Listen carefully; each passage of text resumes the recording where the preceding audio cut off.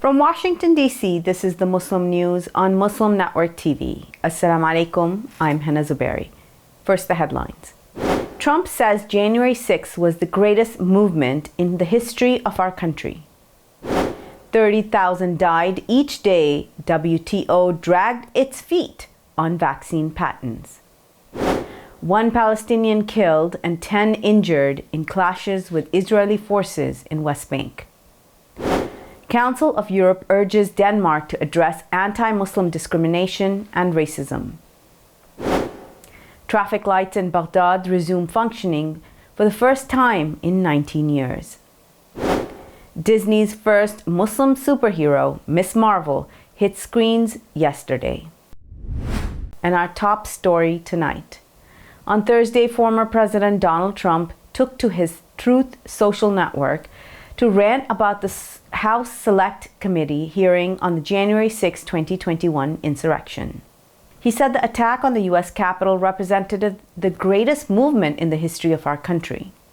Trump's comment came hours before the committee hearing on the insurrection, when hundreds of supporters stormed the U.S. Capitol. The first of 6 nationally televised hearings began Thursday night. They will include new video evidence and testimony. Trump went on to complain that the real crime was having the election stolen from him, despite no evidence to the contrary. He claimed the January 6 crowd was far greater than reported by what he called the fake news media.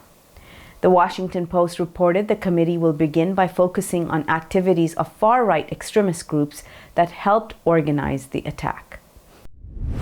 8 carjackings took place at Abu Bakr as-Siddiq Islamic Center, mostly over last summer, according to Abdullahi Farah, the mosque's executive director. Between May 1st and November 1st, the Midtown Phillips neighborhood experienced 13 carjackings, according to Minneapolis Crime Dashboard. Abdullahi said that the congregation is distraught and about 100 fewer people are coming to pray after dark. Leaders are hopeful prevention efforts can protect the area from another rash of carjackings this summer. Mosque leaders and neighbors met with city officials and police, the 3rd Precinct Inspector Jose Gomez, in May to discuss crime in the area. The mosque also applied for city programs and federal funding to beef up security measures. The much-anticipated Disney series featuring the first Muslim superhero began airing Wednesday. Ms. Marvel's co-creator Sana Amanat spoke with American Muslim Today about why the lead character will resonate with a wider audience. The character Kamala Khan is based on her own experiences as a Pakistani-American Muslim growing up in New Jersey. Amanat said ultimately the story is about a young woman trying to figure out who she is, navigating all of these different aspects of identity. She added people of all backgrounds can relate with that experience because everyone's just trying to figure it out. Sharmeen Obaid Chinoy, who directed episode 4 and 5, said audiences will learn new things but also can relate to cross-cultural teen issues. Egyptian-American comedian Iman Morgan and other comedians took to a stage in Washington last weekend to poke fun at being Arab in America. The Funny Arabs comedy show opened at Busboys and Poets, a cafe and bookshop on 14th Street in the U.S. Capitol. The show featured comedians from across the Middle East, including Libya, Egypt, Lebanon, and Palestine. They said their common goal was to bring levity to the heavy issues facing the Middle East and to educate non-Arabs about their culture. Rola Zarour, the show producer and host, left her corporate job to produce shows and perform. She said she especially was proud of this show because she's amongst a handful of women comedy producers in Washington and the only Arab. The Ministry of Hajj and Umrah has announced pilgrims from Europe, North America, and Australia can register electronically for this year's Hajj. Pilgrims from these countries can now register their data, submit official documents, including passports, and necessary COVID-19 vaccination papers. They will enter a lottery process for the appropriate packages and complete the online payment process. Requests are sent to the Ministry of Foreign Affairs to issue visas in consultation with the Information Center of the Ministry of Hajj and Umrah. The ministry announced 5 steps for e-registration starting June 3rd. On June 14th, Hajj visas will be issued for applicants once their payment is processed. Hajj packages prices have also been released. Public health advocates are preparing for a global day of action to demand an end to COVID-19 vaccine inequity. International campaigners criticize inaction by the World Trade Organization, which they say has led to the deaths of nearly 30,000 people per day. Talks about widely distributing vaccines began 20 months ago. Indian and South African leaders first proposed a waiver of intellectual property rights for COVID-19 vaccines, tests, and treatments in October 2020. Oxfam International and the People's Vaccine Alliance reported 17.5 million people worldwide have died of the disease since. The groups based their calculations on the Economist excess deaths model. In international news, we'll share recent updates on the Israeli aggression in the West Bank after this break. Stay tuned, and we'll be right back after these messages.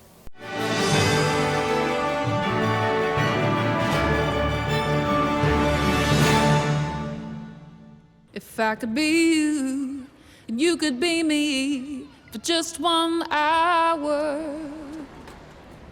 If we could find a way to get inside each other's minds. Walk a mile in my shoes. Walk a mile in my shoes.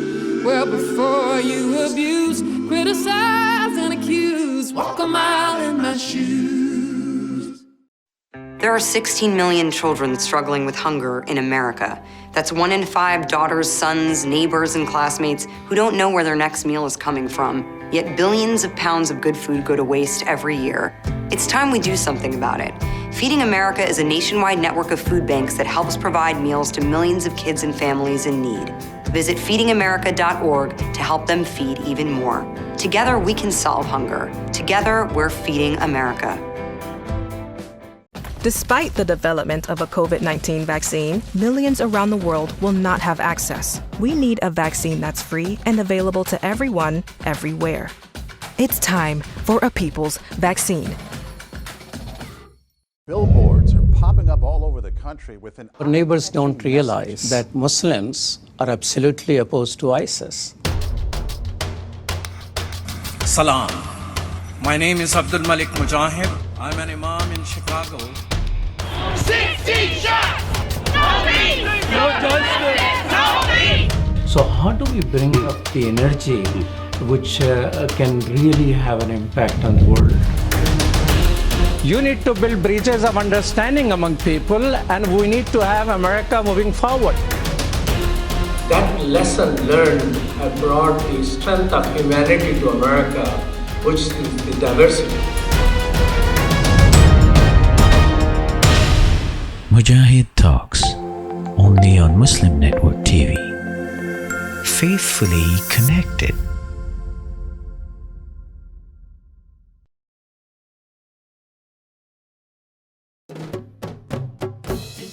Assalamu alaikum! Open up your eyes. Assalamu alaikum everyone, it's your brother Zain Bika from South Africa. One of the first educational programs ever produced for Muslim children was the ever popular Adam's World series. The colorful and comical Muslim puppets stole the heart of a generation. Sound Vision will be releasing brand new episodes of Adam's World with the launch of a Adam's World app. Subscribers will enjoy new Adam's World episodes as they are released, as well as all the classic episodes of Adam's World. So visit adamsworldapp.com now to learn more, subscribe, and enjoy new adventures of Adam and his friends. And let's keep helping tomorrow's Muslims today. Assalamu alaikum. It's Adam's World. Believe me, there's a lot to see. Bismillah. Let's explore. To stop this genocide, we need your help.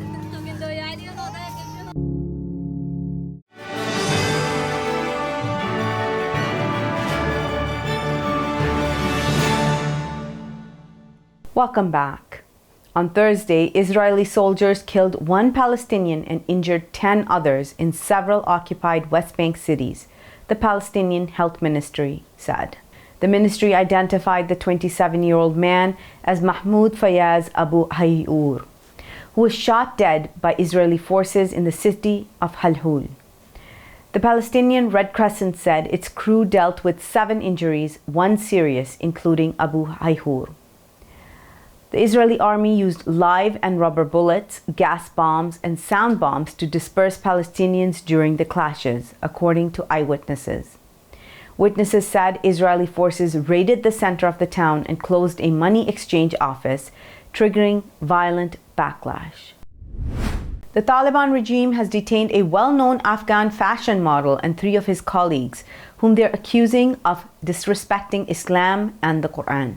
Ajmal Haqiqi, known for his fashion shows, YouTube clips, and modeling events, appears handcuffed in videos posted on Twitter by the Taliban intelligence agency. In a widely circulated video, Haqiqi can be seen laughing at a colleague, Ghulam Sakhi, who has a speech impediment, reciting verses of the Quran in Arabic. The Taliban released a video of Haqiqi and his colleagues seen standing in light brown jail uniforms and apologizing to the Taliban government and religious scholars.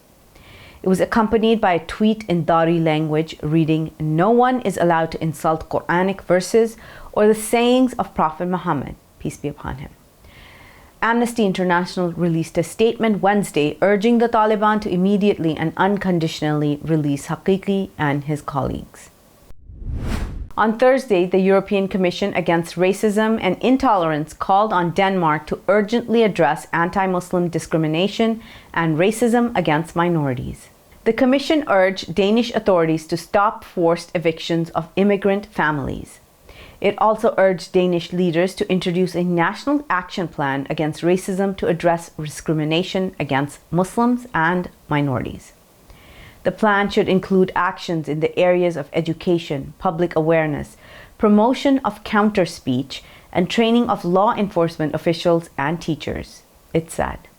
The plan also urges recruitment of staff from Muslim and other minority groups in these professions. The Commission is the Council of Europe's independent human rights body. It monitors member states for racism, discrimination, xenophobia, anti-Semitism, and intolerance. On Thursday, Somalia's newly elected president, Hassan Sheikh Mohamud, took the oath of office. The inauguration ceremony was attended by regional leaders from Africa, the Middle East, and Asia. In his inaugural speech, Mohamud said Somalia will not get involved in international rivalries and will stay neutral. The African nation is experiencing one of the worst droughts in 40 years. Mohamud appealed for support to avert famine. The Ethiopian Prime Minister and Kenyan President praised the peaceful transfer of power in Somalia and pledged to work with the new government. Traffic lights now are functioning in the Iraqi capital Baghdad after a 19-year suspension since the U.S. invasion of the country. Iraqi Prime Minister Mustafa al-Kadhimi last week ordered traffic lights to be reactivated.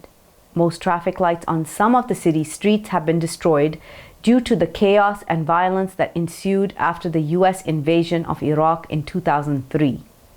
Some bullet-scarred traffic lights still show signs of damages caused during the occupation. Residents of the densely crowded capital endure daily traffic problems and delays. Traffic police in Baghdad direct the flow at streets and intersections where traffic lights don't. In some cases, the chaos on the street can turn into armed fights between traffic police and the drivers. On Thursday, the UN's atomic energy watchdog said Iran is removing 27 surveillance cameras at its nuclear facilities.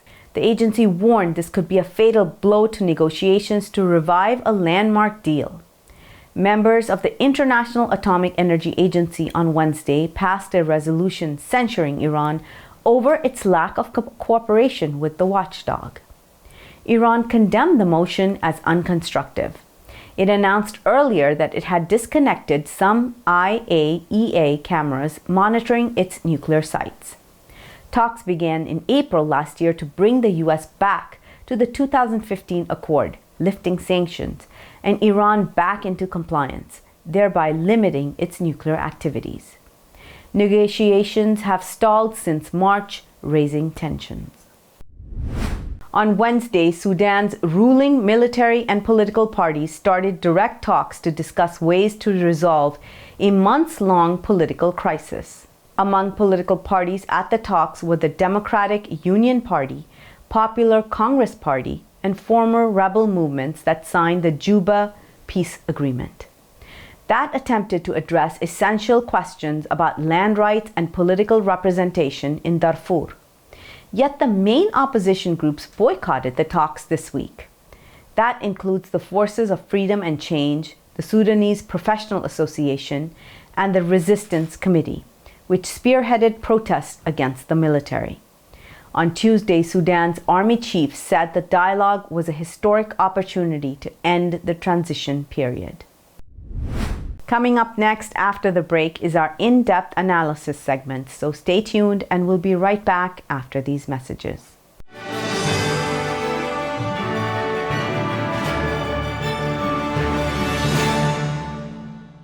If I could be you, and you could be me for just 1 hour, walk a mile in my shoes, walk a mile in my shoes.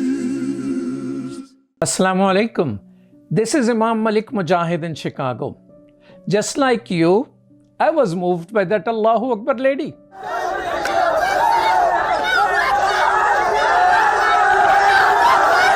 She stood her ground, fearful of none, for her hijab and for her education. Sisters and brothers, Indian Muslims are facing a genocide. India does not care for Muslim protesting, but it does care for the world opinion. Therefore, we must push the United Nations. The UN has a responsibility to protect. They must prevent genocide. Please sign this UN petition now. Get others to sign. It will help. Trust me, it will help. We need 1 million signatures, brothers and sisters. Please sign now.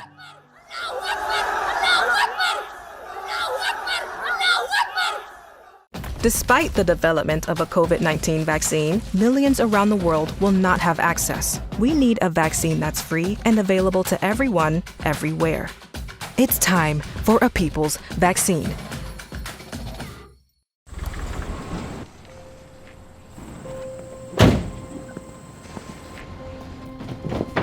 Dad, they took over my bedroom. Come on, come on. Okay, Dad. 1, 2, 3.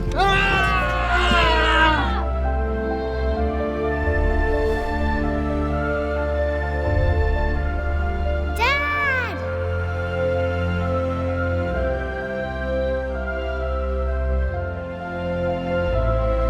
You saved me.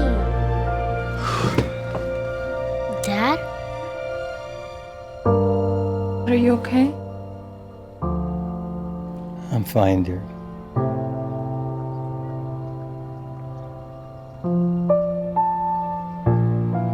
Your hero needs you now, and AARP is here to help. Find the care guides you need at aarp.org/caregiving. We are Justice for All. Headquartered in the heart of downtown Chicago, Justice for All is a global humanitarian initiative dedicated to raising awareness for human rights concerns impacting vulnerable minority groups. Our diverse team of staff and volunteers, led by Imam Malik Mujahid, work tirelessly to help Justice for All achieve their goals.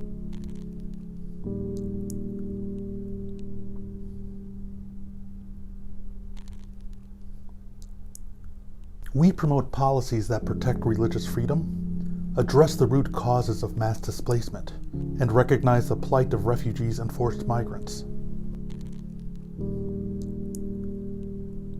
Together, we can continue to stand up for justice. Justice for all.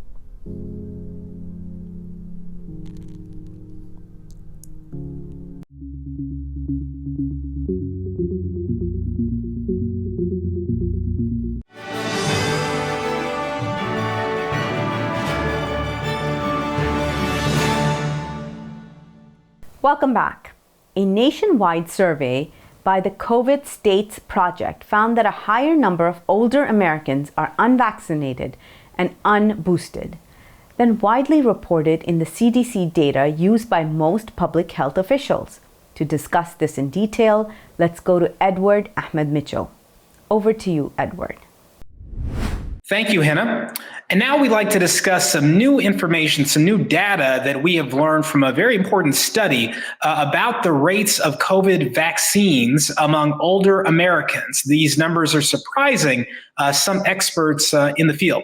To discuss this issue with us, I'm happy to welcome on our guest today, Professor Matthew A. Baum. He is a PhD of UC San Diego, close to my hometown, and he is the Marvin Cao Professor of Global Communications and Professor of Public Policy at Harvard University's John F. Kennedy School of Government and Department of Government. We're very honored to have him with us. Good afternoon, Professor. How are you? I'm doing great. Thanks for inviting me. Thank you so much for having us. So let's dive right into it. So what is this new data that has been released to the public regarding the rates of vaccinations among older Americans? What is this new data? What have we learned from it? So over the past several years, we've been receiving data about how many people are vaccinated from the government, from the CDC, which is based on data that the states provide to them based on what hospitals tell them. And that's been treated by everyone, researchers, clinicians, policymakers, et cetera, as sort of the ground truth, the state of vaccination. What we've learned is that there are some significant limitations in this data. So this did not seem especially egregious, and it didn't seem especially apparent until we focus in on a group that is particularly highly vaccinated, and I'll explain why that's the case. And in this particular report we're talking about is elderly Americans, who are the most highly vaccinated group of Americans. And the reason this became apparent when we focus in on them is because they are so highly vaccinated, the type of miscounting that's taking place causes the estimates to exceed 100%. So the reason this happens is because the CDC has difficulty distinguishing between people who are getting their original first or second shots from people that are getting third or fourth doses as boosters. So we don't know, we don't have good enough data to isolate at the individual level whether this shot represents a first shot or a third or fourth shot. And so it might be attributed to two different people when in fact it's the same person. And so you end up having CDC data that if you actually just do the raw math exceeds 100%. In other words, more elderly Americans having been vaccinated than there are elderly Americans in the country or in a particular state. Because this is actually, I should say, this is really a state level phenomenon. And when we dug a little bit deeper, we found that for much of the pandemic, the CDC was just arbitrarily maxing out the estimated percentage of vaccinations at 99%. Once we started seeing numbers exceeding 100%, they knocked that down to 95%.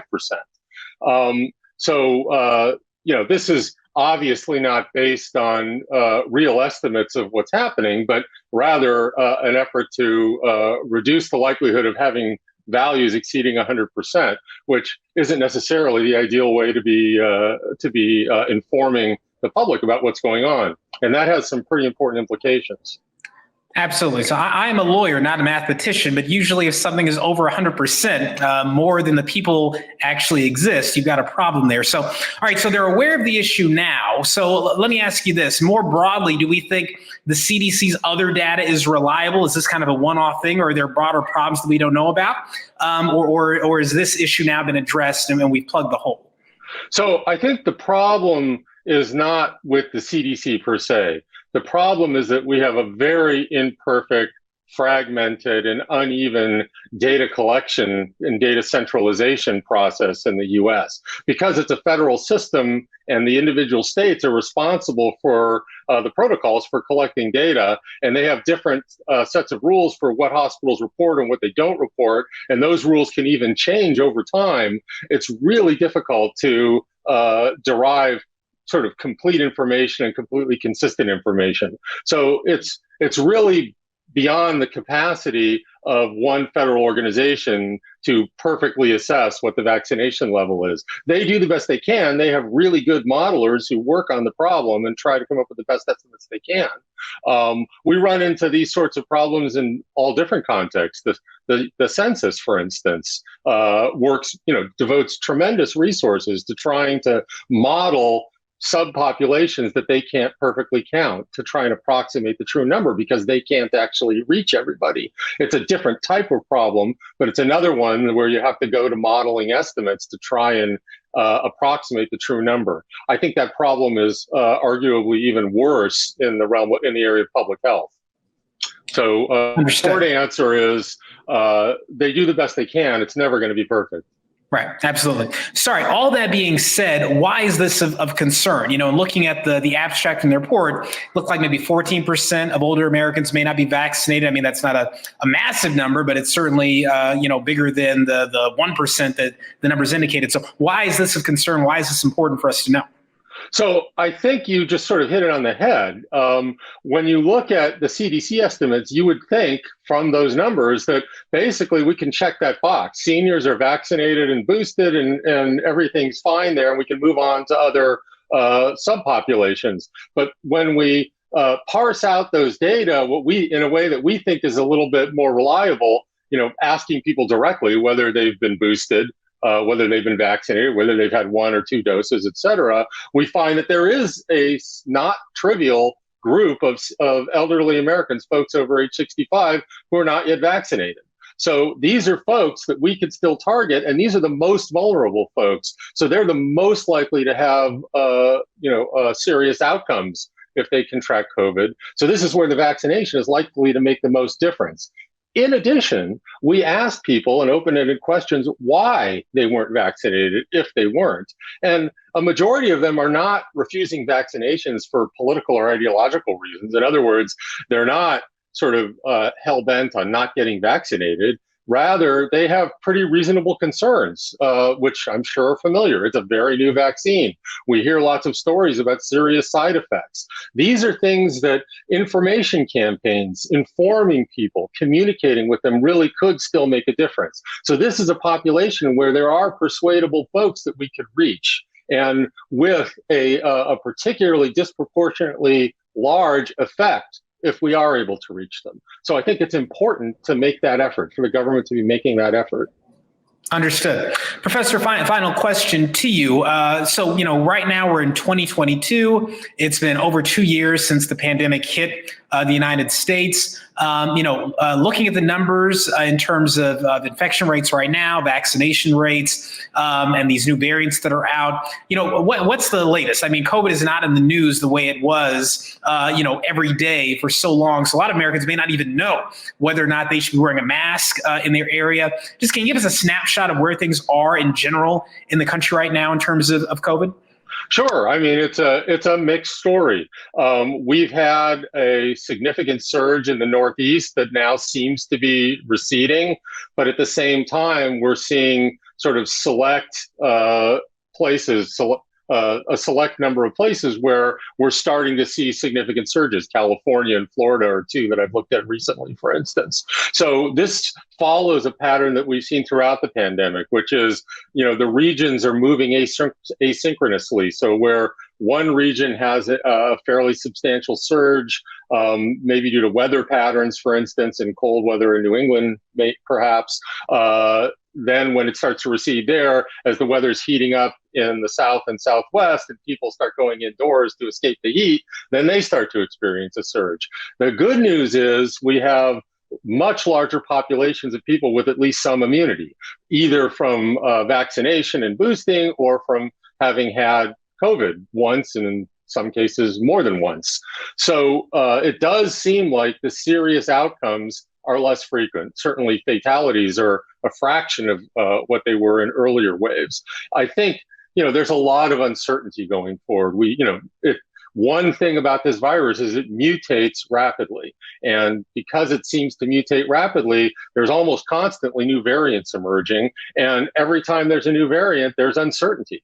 The general trend with viruses is they tend to become less severe as they become more contagious, and that seems to have been the pattern until now.